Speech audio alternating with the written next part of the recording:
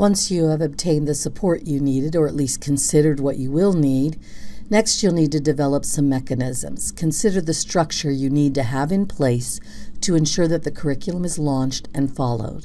This is likely going to include administration. Who will assume the responsibility for ensuring the guidelines are being followed? Who will decide what decisions can be made by the curriculum developers and what decisions need more approval? Who will make sure that any policy decisions are being made correctly and going to the right decision makers? Also, another mechanism you'll need in place is a method of communication. How will communication about those curriculum changes be maintained? Will you create a website? Will you send out emails? Will you do templates for lessons, syllabi for faculty? Will you show up at faculty meetings to explain the new curriculum? Will you have workshops for faculty? And so on. And then you're going to also need a certain operation mechanism in place. Who will ensure that all the materials are distributed to the people who need them?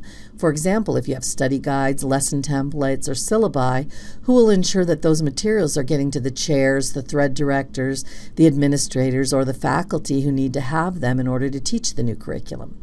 And finally, you'll probably need a mechanism in place for scholarship.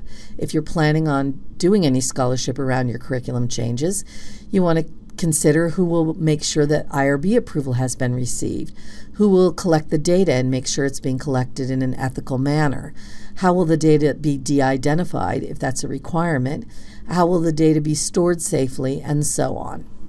All of these mechanisms should be in place.